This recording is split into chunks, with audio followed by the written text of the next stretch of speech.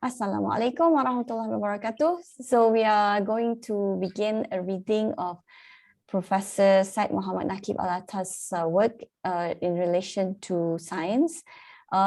He has produced or written many monographs, you call it, a small book in size, but the content is huge. But also it has been later published into a thick book called Prolegomena to the Metaphysics of Islam. Metaphysics of Islam, we understand as the practice of tasawwuf, or the theory, the understanding about tasawwuf in a very deep sense. So let's go in and see the list of books that I was mentioning. So there are many chapters in this book, but they were actually books that have been written by Prof Al-Attas, and they have been translated in many languages: Turkish, Persian, German, Arabic, and of course, Bahasa Melayu, Bahasa Indonesia. So we have Islam, the concept of religion and the foundation of ethics and morality, the meaning and experience of happiness in Islam, Islam and the philosophy of science, which is what we're doing today, inshallah, for the coming 9 to 10 weeks. The nature of man and the psychology of the human soul, the intuition of existence, on quiddity and essence, the degree of existence. These are all very philosophical terms that was used by our scholars in the past. Okay, so we will, inshallah, venture into the third chapter now. Okay, we will not read this. Yeah, here it is.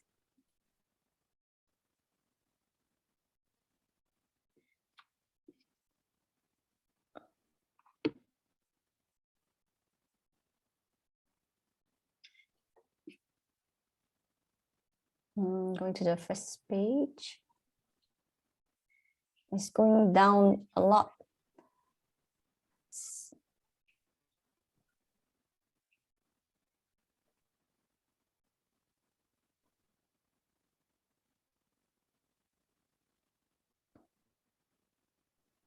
It's not very easy to scroll through these things.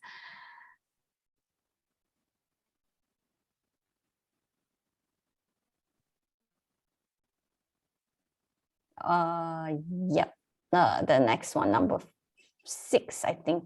Yep, number 6. Okay, I will read this, and then if Atika is able, she can read the next paragraph. The meaning of religion in Islam, as we have analyzed in the first chapter, is expressed by the term deen, which is not merely a concept, but is something which is translated into reality, intimately and profoundly lived in human experience. Its ultimate source of meaning is derived from the Quranic revelation of the covenant, al-Mithaq, which man's pre-existent soul has sealed with God. The very name of the religion, Islam with capital I, is in reality the definition of religion, submission to God. Okay, so I will just talk about this. This has been discussed in the previous book, in the previous chapter 1.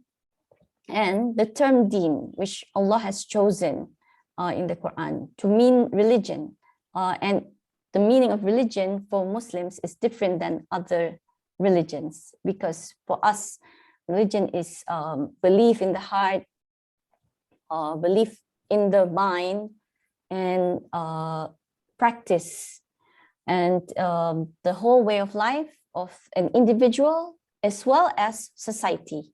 So that individual forming families, and they all have some practice of religion within that one person and that person's relationship with family members, and continuing on to other relatives, neighbors, and society. Everything has been prescribed by Allah. Allah has explained everything, how we deal with one another, and forming countries, and the global society. Everything has been prepared already. It's not about, as Western philosophers, they had to come up with things on their own, and they use their previous experience, they use the thoughts of various philosophers. They have to come up with this all on their own use of reasoning, or what we call rationalism. So in Islam, everything is already laid out. So what Prof Al-Attas is saying about the human source of meaning is derived from the Quranic revelation, Surah Al-A'raf, ayat 172. Allah has mentioned there about the day of Alastu or Yawmul Mithaq, the day of covenant. Let me find that one. Oh, but I don't have my translation one, so I have to go to another one. So there, the time was before the present life in this world.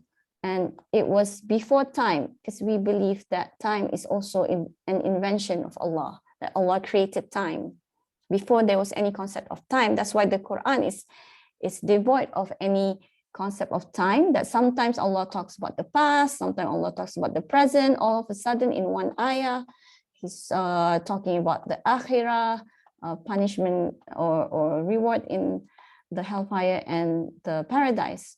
So the Quran is a very special book if you want to compare it to other books out there, because most books are written in the past, or if it's written in the future, or just the present, but not in the same sentence that you would find, suddenly shifting in time. But that's what our origin was. We came from that time. The pre-eternal means an eternity backwards, an eternity in the future, forever and ever, but in the previous time that has no measure, just like continuously for a long time, and we don't know exactly when, only Allah knows. So in Surah Al-A'raf, ayah 172, it says, وَإِذْ أَخَذَ رَبُّكَ مِنْ بَنِي آدَمَ مِنْ ظُهُورِهِمْ ذُرِّيَّتَهُمْ أَشْهَدَهُمْ عَلَىٰ أَنفُسِهِمْ أَلَسْتُ بِرَبِّكُمْ. Recall when your Lord brought forth the progeny or the children from the loins of Adam and made them testify about themselves by asking them, am I not your Lord? قَالُوا بَلَا شَهِدْنَا. They said, of course you are. أَن تَقُولُوا يَوْمَ الْقِيَامَةِ إِنَّا كُنَّا عَنْ هَذَا غَافِلِينَ. We did so in case you should say on the day of judgment, we were not aware of this. So all of us had made that promise to Allah when we were in the form of souls, not yet in our bodies, and all of the humanities, including the ones not yet born and the past people, the Pharaoh, Hitler, whoever, they were all there and they all made the same promise. But many people forget about that promise, and that's what we now might call consciousness, that we feel Allah, whether our feelings for Allah is that of fear, maybe we have shame because we are sinful, maybe we are hopeful. Our feelings when we think of Allah, we are always hoping, hopeful, in love with Him and waiting for His rewards. Or maybe we are feeling gratitude, shukr, because we are of those high people who are close to Allah and feel that we have everything is complete in our life, and we can feel the pleasure of just being His servants, and some other feelings that I have no experience to say or have not read to share with you. So the very name of the religion Islam here is in reality the definition of religion. So this is something people of other religions might not like to hear, because what he is saying is that if someone asks what is a religion, they can say there are many religions out there. We all know the names of the religion. But if you want to know what a religion is, then look at Islam. Islam is the essence of a religion. What a religion should be, what Allah intended with all religions in the beginning, is what Islam is. So Islam is perfect. Only Muslims are not perfect, but Islam is perfect. And what Islam means is submission to God. So by saying that we are the servant of God, the abd, we are submitting our will to God. And he discussed this in the previous chapter more. in the idea of submission, this I haven't read, right? So I read it first. Already in the very idea of submission, feeling, belief, and action are implied. But the fundamental element in man's act of submission to God is his sense of indebtedness to God for his gifts of existence. So that this sense of indebtedness, which involves recognition and acknowledgement of God as the giver of existence, is a prior condition to true submission, or Islam. So he's putting now the word Islam in small letters, and the word Islam in big letters is the religion, and the small letter is the general meaning of Islam. It has a meaning to Islam means to submit. So there are many people who propose the idea of the truth of many religions. So they would like to say that Islam is any religion that make the servant submit to God. So this is not right. It's erroneous. So we have to be careful when we read certain works by scholars who actually think in that way and try to promote that. So to continue, what we're saying here is that consciousness about God that we're talking about, the fact that we had the agreement to believe in God in Yawmul Misak, it's called the Day of Covenant. We still have that feeling of the consciousness that we know we exist because he gives us existence. So that is a feeling of indebtedness. And that word loan in Arabic is dain. And in Arabic, this is a scientific language. The same letter like dal, ya, nun can be din, can be dain, can be Madina, can be tamaddun. It forms so many other words, but it's all related. It shows the scientific nature of that language. That's why Allah chose it. It's one of the reasons why Allah chose it to deliver this very deep message of Islam. The message of Islam contains high knowledge and also average knowledge. So it's for everyone at all levels to internalize. So the word indebtedness is meaning loan. We have a loan to Allah, and our loan is what he loaned us. He gave us our existence.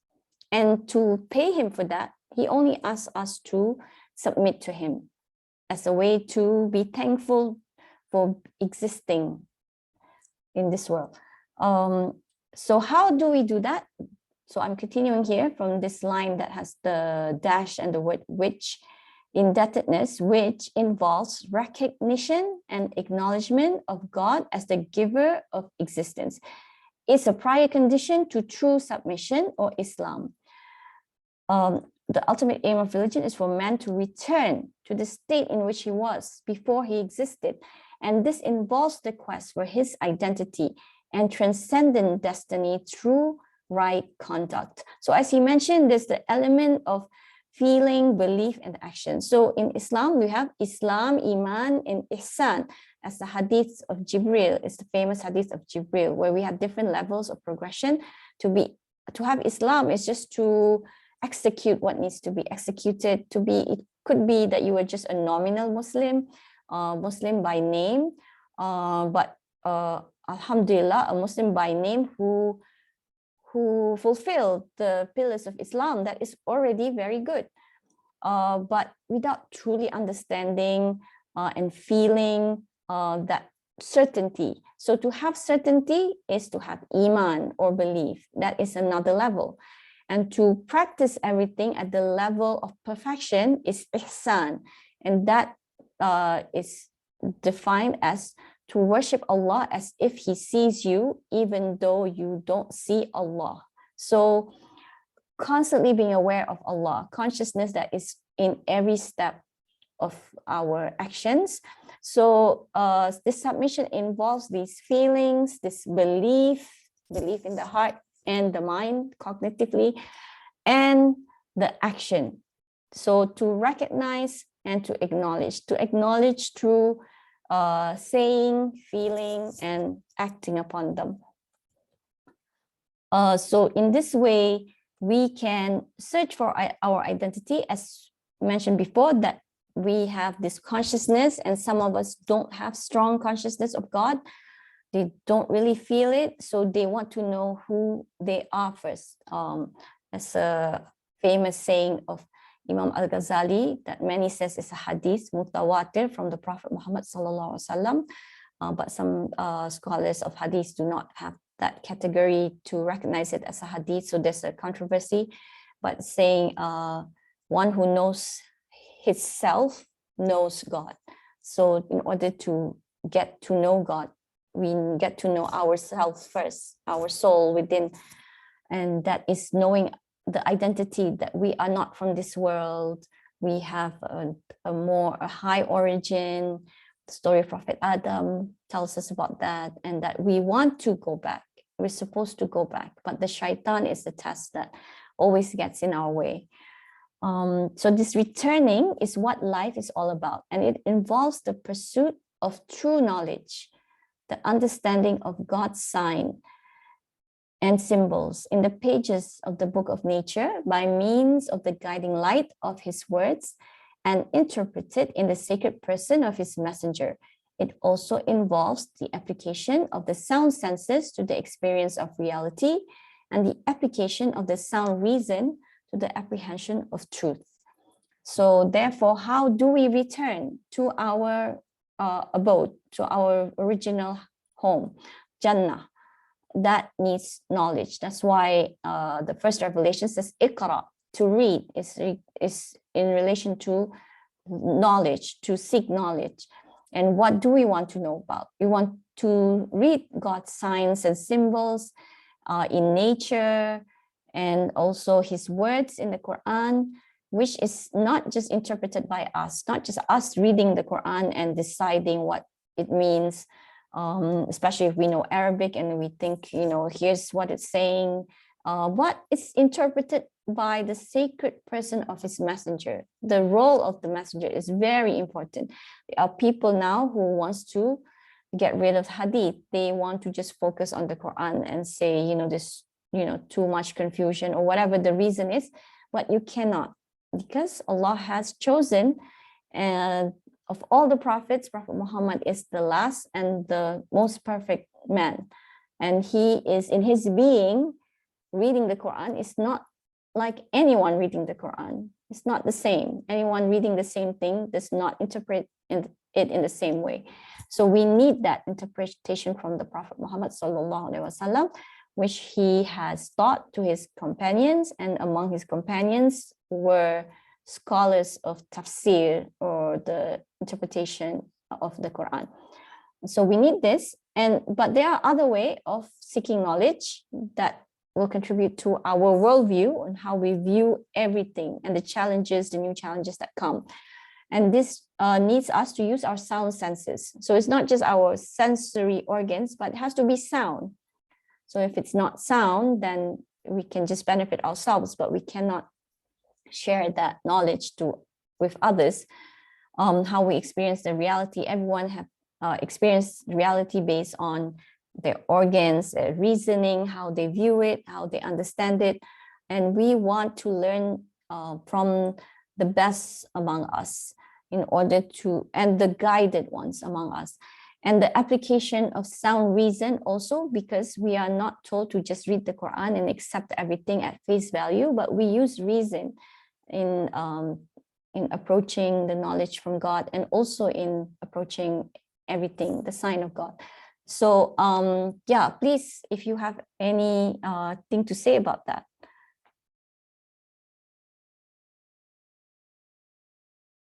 Or any question?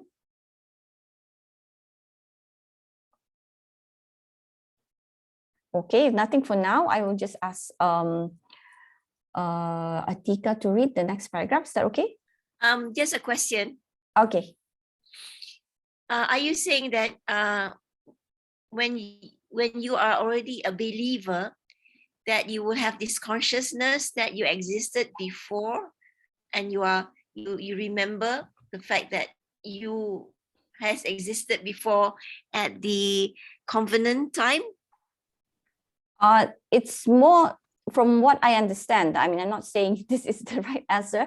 From what I understand, it's the awareness of God, because many people who don't believe in God, because they don't feel, they don't have that sense of God within them. It is taught to them perhaps, and then later on they might say, no matter how much I try to believe it, but I don't believe it. Maybe they are shutting some parts about their consciousness, but as Muslims, we are aware of this. We feel, we have this consciousness. So that's what I understand it means, to be a consciousness of God, to be aware of our existence. That yes, that could be it too. Depends on the level of intuition within different people. Okay, thank you. You're welcome. Sister Atika, are you able to read the second paragraph? Yes, Ustazah. Okay. It stopped me when you want to explain something, yeah? Yeah, we'll try to stop. I guess before the next before the end of the page, the first period of full stop. All right, sure. Okay.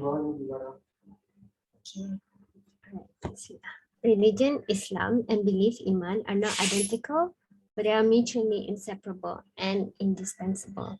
Belief in the sense we mean is to have faith, not quite in the sense faith is understood in English, but in the sense that it involves the becoming true to the trust by which God has confined in one, not by profession of belief with the tongue only, without the essence of the heart and the action of the body in conformity with it. And this is more than knowledge, which is prior to faith, so that it is also verification by deeds in accordance with what is known to be the truth. It is recognition and acknowledgement of the truth necessitating its actualization in oneself. Recognition of the truth is in this case arrived at simply because it is clear in itself as apprehended by that intuitive faculty we call the heart, that is by means of guidance, Buddha, and not only by rational proposition and logical demonstrations.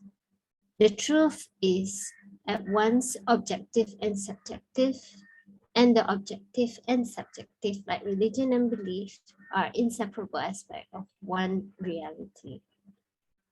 Okay, thank you, Atika. So we have already mentioned this, the hadith on Islam, Iman, and Ihsan. So Islam and Iman is being compared here, that they are not identical. In English, the word faith has the understanding of just blind belief, like just accepting. As I mentioned, there are people who have been taught religion and they've been taught to believe. And even, when I was young, the people around me also encouraged that, to say, don't question things, don't question things that will make you not have belief. So that means if you still have the question, then your belief is not really there. What you have is just faith that you want to believe, but there are some things that you are not comfortable with, or in some other cases, there are people who just don't believe, but they just have to continue with the charade. They just continue doing what they are told to do. So we don't mean that kind of faith. So Iman is to have certainty, to have true belief, to really believe, and have no doubts. And even if something were to come up, some questions that cause some difficulty for us, we still have the trust in God that there's wisdom behind this, that there's something I don't know, and that's why for me it's a problem. So that is belief wholeheartedly. So he's saying here that faith, not quite in the sense faith is understood in English, but in the sense that it involves the becoming true to the trust by which God has confided in one, not by profession of belief with the tongue only, without the assent of the heart and the action of the body in conformity with it. And this is more than knowledge, which is prior to faith. So knowledge is important in order to achieve this certainty, so that it is also verification by deeds in accordance with what is known to be the truth. So when we accept that it is the truth, we truly believe, then we perform the deed that verifies that we believe. We verify through our action that we recognize this as truth. It is recognition and acknowledgement of the truth necessitating its actualization in oneself. That's why we actualize it, we do it. The recognition of the truth is, in this case, arrived at simply because it is clear in itself as apprehended by that intuitive faculty we call the heart. So I've been talking about consciousness, that's always referring to my heart. So our great scholars, and Prof Al-Attas is transmitting all the great works of previous scholars after Prophet Muhammad SAW time, after the companion Sahabas time. And they have mentioned that intuition is that something we receive directly from Allah, and it originates in the heart, and it gives us guidance, huda, and it's not the kind of idea where it's logical or what you call reason today. Today, when they say intellect, they mean someone who is using the mental capacity very well, can think logically, good at maths, can understand, steps and processes presented in science or other subjects. But even so, it's so much so that we even look down on humanities subjects, and we only reward and praise those who are in the STEM fields, the science, technology, and math, engineering, because we feel that they have the real brain. So this is where we have misunderstood knowledge, because the previous scholars of the past, they mean intellect to be a combination of this, all of this, and also intuition is that something that you can't measure. It's not like that, how good is your quiz for math and how good are you in science. You can see that you know the facts. So these are not always facts. To use the intellect is not always just facts, but to be conscious of perhaps the whole picture of connection between this and that, the true meaning of something. There are a lot of areas of knowledge that you can only get with the bestowal from Allah through that intuitive faculty. And so the truth is at once objective and subjective. So this is referring to the logic and mathematics. These are things that are objective. Like once someone show it, you can't question it. It's already there. 1 + 1 is 2. What are you going to say about that? It's objective. It's clear. Everyone can accept that. But subjective, it's more different from one person to the next. So objective and subjective are both in this religion. So it's a lot of people dispense with religion, saying that religion is so subjective, there's no rational to it. You just have to feel it. And if you don't feel it, there's no way you can make sense of it. So they say religion is not for the smart ones. And the smart ones, especially in our time, like to be agnostics or atheists, because they feel that they're too smart, to be believing in nonsense, is what they like to say, because there's no way to prove God. And so there's no way to verify. So they blaming and claiming that we believers are only using our emotions. So Prof Al-Attas is saying it's not. There is a cognitive aspect to religion as well. And it is both subjective and objective. You can prove both. So to continue here, before that, if there's any question or comment.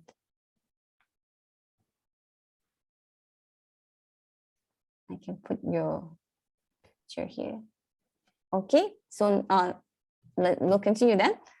True religion is then not something that can succumb to the confusion arising from the objective-subjective dichotomy of the Greek philosophical tradition, nor is it a religion of humanity that emerges out of the secularizing process, which seeks to abolish the institutionalization of religious belief. So this text, is written by someone who's highly philosophical, theologian, metaphysician. He likes to be known as a metaphysician. Our Tan Sri Prof Al-Attas. He's still alive. I think he's 90 years old. And so we might say, this discussion is above us, and many people turn it away, but we cannot afford to do that. So let's just say whatever we can take from it, let's take it. So I'm also far from his level, obviously far from his students' level, who are my teachers, but we need this because we have huge challenges coming, and for our children, our grandchildren, and the future ummah. So we need to get what we can. So what he's saying about the Greek philosophers, someone might be interested in that. So let's not venture into that. And the religion of humanity, that is a process of secularization, which try to get rid of the belief, get rid of the influence or any background thing that relates to God. So not necessarily for people who don't believe in God, but secularism is simply that let's not deal with it. Let's just focus on what we can see in front of us. And so the religion of humanity is to have a new kind of religion, because religion seems to be powerful somehow. And so people don't want to just get rid of religion. It's an institution that has proven itself with Christianity. It has spurred their colonization process, show how powerful a group of people can be with the help of Christianity as an institution. So it's very powerful. That's why some people call it the opium or the drug of the masses. So the religion of humanity is something that a religion put together that is not a true religion, and which for most atheists and philosophers, secular philosophers, they don't think any religion is a true religion. And that's why Islam is that hope for religion, because it is the true religion. Religion, in the sense we mean, is not opposed to the desacralization of nature if it means the expulsion from our understanding of a magical or mythical conception of nature. For nature can still be regarded as a manifestation form of the sacred without myth or magic if we understand it to be the evolvement of ideal realities in the divine consciousness. Okay, let's stop there. So, okay, there's another person entering. So the meaning of religions that is not opposed to desacralization is that this is part of secularism. So when secularism, when dealing with Greek earlier philosophy, which is the philosophy of nature, believes in things like similar to animism. So every object has a soul. Every object maybe has gods. So some has all this discussion. There are gods in everything, or there's soul in everything, or it's alive. So it's sacred. Talking not from the perspective of Islam here, but just everything out there. So when modern thoughts come, rationalism from the West, desacralize means to just take those objects as it is. Don't say there's magical power in it. Don't have any myth related to it. So like in Malay culture, for instance, there's the myth of the Putri Betong, which means that the first woman come from the bamboo. So there's all kinds of stories in other cultures, in Western cultures as well. There's gnomes and all these little tiny creatures that came out of flour, or all kinds of, story of the origin of people. These are myths. So Prof Al-Attas is not against that. It says that's actually good, because in Islam, we shouldn't believe in this all magical and mythical conception about nature.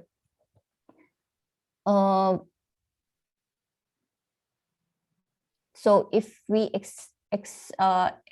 extract those or get rid of them, nature can still be regarded as a manifestation form of the sacred without this myth or magic. But only what's left is that nature is what the divine consciousness. We just talked about Allah, our being conscious of Him within us. So when we're talking about the consciousness, that God is that aware, is always aware. So we call it consciousness for those other religions, that don't call it, don't refer to the absolute as God, or don't refer to the absolute as Allah.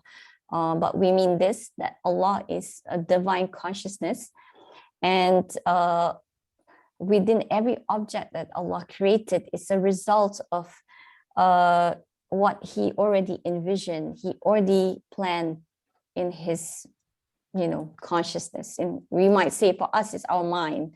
In our mind, when we want to make something, want to cook something today for iftar, it's already there. So then we keep adding, maybe I add chili to this, maybe not so much salt, or maybe I tweak the recipe and turn it into something new. Then only you do it at iftar, before iftar. So similarly, these are what is meant by ideal realities here.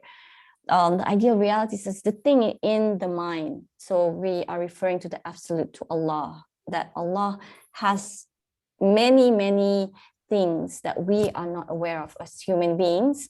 And that's why in Surah Yasin, the word kun fayakun, when Allah says be and it is, so those things that are already in Allah's consciousness, divine consciousness, He wants them to come out in our space-time. And He says to it to be. And then, but those things are already there, and are many, many more things. Yeah. Welcome, Nisa. Yeah. Assalamualaikum. So we are being recorded, I'm sure you know. So we're talking here about the word ideal realities. So this word ideal realities has a very early origin in philosophy, because as you know, the great philosophers in Greek philosophy are Plato, Aristotle, and the teacher of Plato was Socrates. So we always hear these names. But Plato is an idealist. So his philosophical school is called idealism. So this is not necessarily what we say when we say ideal, means like this is the perfect way, but it is from that. Because what is ideal is something that is the universal concept of everything. Okay, so I'm going to go into philosophy a bit here, but it's not so hard really. Okay, I'm going to show you a pen.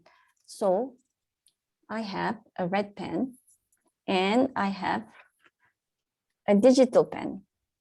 And I don't have other pens, but you can come up with other pens in your mind, markers, crayons, color pencils. So what are all these things? They are pens. So the pen and the digital pen and the markers and the crayons, those are particular pens. They are different, being like different kind of pens, but all of them are under the same concept of pen. And so we might argue like, what is a pen? So a pen is something that is long and has something come out of it, or you want to refer to just its use, then you go straight to say it's for writing. So these are something that they argue about, philosophers. They really think about this little things. So this is a kind of ideal reality where you come up with the most abstract about things you see. So if you see a TV, tablet, phone, a package you just received, and then you want to say a tissue box, you want to say that they're all similar, then you come up with the ideal definition about what they are. They are just a rectangle. Or you want to say they are just a box. They look shaped like a box. So this is the ideal. The ideal in our everyday life, beauty. Because you want to say, okay, she's beautiful. Yeah, she's pretty. Yeah, she's sweet looking. But you are talking about beauty and you are judging because in your mind, you have the perfect beauty, the perfect idea of beauty. Humans have this perfect idea of beauty. So it's something that's ideal. And that idea Allah created. Allah created that and put it in our mind. It's already the most beautiful, no human can know. But Allah knows. What is the most beautiful is the one Allah created, but He made everyone beautiful. But there is like the highest. And we know Prophet Yusuf alayhi salam is the most beautiful. And Prophet Muhammad sallallahu alaihi wasallam also very beautiful. And Allahumma salli ala sayyidina Muhammad wa ala ali Muhammad. And other concepts like justice, those are all universal ideas. They are the ideal realities. So humans try to achieve justice, but there's always racism, there's always things, unequal treatment. They try, but these things you cannot achieve the highest because they are already ideal. Perfection, you cannot achieve the full perfection. You can come close to it. So Prophet Muhammad sallallahu alaihi wasallam is a perfect man. So none of us can achieve what he has, but we want to come close. That's why we follow the sunnah. We follow everything that he does. We don't question if we really want to achieve that highest, closest to him. So that's what it's saying here on this line 5. If we understand that in every object, even though there's no myth or magic, but there is within every object that ideal realities. It's a representation of something in God's consciousness, in the divine consciousness, whose effects have become manifest in the realm of sense and sensible experience. That means it is kun fayakun. The effects of that consciousness is out here. It becomes us. It becomes a book. It becomes a leaf. We can see it. So it's the effects of that ideal realities. Nature in itself is not a divine entity. So for those religion that believe in monism, they say there's God in every object in the universe. And then they say the universe is God. So we don't have such thing, but we do say there's a divine participating in every object. So that's what the ideal realities we're talking about. The consciousness of God is in every object. So if we don't believe it like that, that means we think God is distant from us. If we actually, that's the belief in science in 18th century, people like Newton and things, they believe in God as the clockmaker. So then the clockmaker set the clock and the clock tick, tick, tick, tick, tick, and he's not involved in it after that. He just made it. This is not how we believe. So Muslims, our theologian taught us that every second God is involved in our existence, giving us existence. The word second is very worldly. In every duration that God determines, he is giving us existence. So here it says, indeed, in the sense we have conveyed, all nature, and not just a tree or a stone, proclaims the sacred to those who see the reality behind the appearance. This reality behind the appearance is the appearance, just what we see, like the pen is round and long, a cylinder. But the reality is, what is it actually? What does Allah wants from it? Maybe that the fact that it's for writing. Maybe that is the reality or the essence.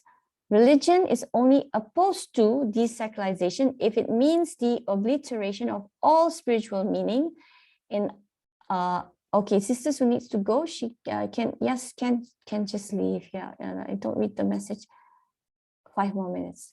Okay, yes, please be free to leave anytime. Yeah.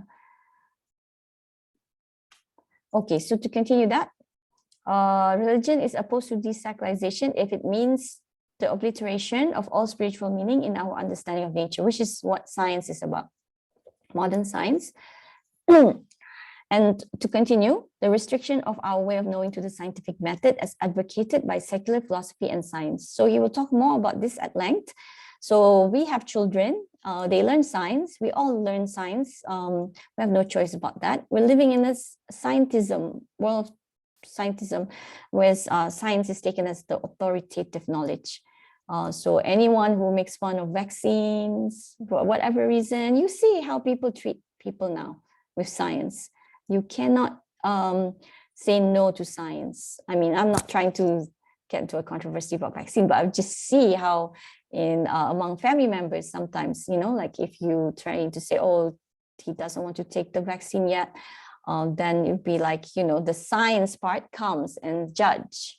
So yeah, so this is simply saying that for modern science, object is just object. A leaf is just a leaf. We're just interested in, you know, to know its color is green. What does it do? How can it serve us? And if possible, you know, we want to control the environment. We want to know when is the next storm, and if we can stop it, or if we can direct it to another area. These things are being worked on by the greatest minds in the world to make, now they can make rain. They can make fake rain, seeding, right? Water seeding, is it? Rain seedings. So this is what the aim of modern science is, to control and then to come up with their own technology regarding nature. And they use the scientific method, which later on we will learn that there's nothing wrong with using the scientific method, but there is also some values that we will talk about in other sessions. Please share your thoughts.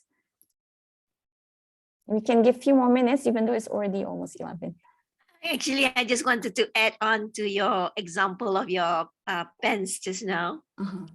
I thought of instead of like using for writing, or you know, it's just long and with a thing at the end so you can write. I use it to make my hair into a bun. I would stick it in. So I mean, it's like really different. You don't think about that, but people with long hair would do that. So wow. It is something that I was like, okay. So now, I mean, the fact is something that I suppose is, it depends what if I don't have long hair, I would not use it. So I would not have thought about using it to make a bun. You know what I mean? Yes. So it's particular to a particular person. They have to have some affinity to something, and then they think, oh, I'll use it for that. But if I don't have a long hair, I don't have long hair, I would not think about that. So I mean, it makes me think. I mean, that was very interesting. Yeah, I think it's interesting you shared that. I never thought of that either. So basically for you, the pen, you're not looking at the ink inside. You're looking at it as a stick. Yes. So then your ideal realities, if you remember, we're talking about, you know, the abstract universal idea about the objects. Your ideal reality of it is a stick, that it belongs with the other sticks out there that we can use. Yes. Yeah. But So, you know, people will think it's a pen because there is a purpose you actually use to write. People don't look from the, basically it's just a stick. Usually people don't look it as a stick because they see, oh, there's an ink inside there, it's used for purpose. So I mean, you're like looking further up, you know, you're not looking at what is the purpose, but you're looking for other purpose, like very basic kind of thing, a stick, you know. okay, let me ask you a question though. If someone who is a writer, right, who's actually writing with pen, let's say we don't have computer right now, you know, or someone who's a writer, if that person heard you say that, would that person be upset or happy? I think it will be, I think they will be happy if they have long hair. So now they know they can use a pen to tie it into a bun. I mean, really. Okay, let me put put this in. If in the old days when it's only pens, let's just say it's all men. That's okay, but men have long hair. Then. Yes, men used to have long hair last time, so it still worked. My argument still. Okay, you win. Thank you. But let me just insert something that I want to highlight thanks to your example, right? Okay, so for me, I hope you don't mind. I would say that I'm upset that you're putting my precious pen that has ink for writing as just a stick. Okay, so that is sort of like what it is for modern science versus Islamic science. So because modern science just take a leaf and just say, oh yeah, it's a leaf, you know, good. But for Muslims, like this leaf is from Allah. What does Allah want us, you know, want us to appreciate this leaf? And some people think Islamic science, to teach children Islamic science, just to keep saying that Allah made this, you know, instead of, you know, they think that, how do you make a science textbook? You know, do you just have photosynthesis, the sun and water and others is needed for to make food in the leaf? But now you must say, Allah made the sun, yeah, Allah made the water, Allah made the leaf. That's all you add. And it's Islamic science. No, it's not. There's a lot of values behind it. So one of the things is to appreciate what Allah wants that thing for. So, and that one, you know, what you're saying is what you want it for. But in Islamic theology, the kalam, the mutakallim, kalam or theologians, they actually look into what is the essence of that very thing. So what is the number one? Fine, this thing is for writing, this thing is for twisting your hair, this thing is for hitting your kid when he's not reading Quran right, this thing is for pointing when you're teaching, a lot of things. But what is the most important thing that possibly that Allah wants out of it? They study that as well. So yeah, they do have the, you know, and how you find the real actual meaning of something is by comparing it to other objects and putting it in a system. This is Prof Al-Attas talk, like, you know, to have adab, proper manners towards our life is to know the place of everything, to know the place of where we are. We put everything in its place. So we'll talk about that in the future. Yeah, anything else? I got something else to say, but I will tell to you personally, because I think the time is up. No, it's okay. If you don't mind, I'm okay. We can extend a bit. No, because, you know, I think at the end of the day, when you are presented with an item or whatever, and how you think about it is what Allah gave you the ilham to use it for. You know, sometimes you might use it to write, or you put to hit somebody or something. But sometimes you might like, oh my God, this pen, and then you think, wow, you know, you think deeply what it is all about. But at the end of the day, it depends on that person at that particular time, why they need that thing in the first place. You know, yeah. So That's true. I mean, like leaves. Adam used the leaf to cover himself. Okay. Oh, all right. Yeah. It is in the Quran. The first word of leaf is the leaf of Jannah is to cover their aura because they were naked. So true. You know, so true. So I mean, it depends on what you need it for at that particular time and what Allah give you the ilham to use it for. So I mean, some people think deeply about it. Some people say, I'm practical. I'm just using it what I need to use it at this time. You know. So that's my take. Definitely, yeah. Your intuition is from Allah to you, so Allah gives you that. Yeah. Yes. All right. Thank you, Sister Sabra. Anyone else want to say anything? Ustazah, I had this kind of discussion before, like where the idea came from Allah, right? There is one of my friends. She asked me that. How do you define success? Things like that are very subjective. Yeah, that's the idea. I think, yes. But for me, I think that's a easy question, maybe because I have a very simple-minded. How do you define success? As long as you go to Jannah, that's success for you. But maybe for a farmer, she says that when their son or their sons became a farmer himself, maybe that's success for them. To become a farmer. In their school. So I mean the how the idea you know, how did you say about the idea that comes from Allah? It is different individually. For us that look into Islamically, of course our target all go to Jannah. But for other people, maybe they are not up to that point in their term of definition, success definition. So yeah, of course. I understand what you're saying. So everyone has their own level, and even for that person, that level is not always static at that same spot. So as Sister Sabra mentioned, what is needed at that time. So, and also not just your surrounding at that time, at that place, but what have you become? So we are always progressing.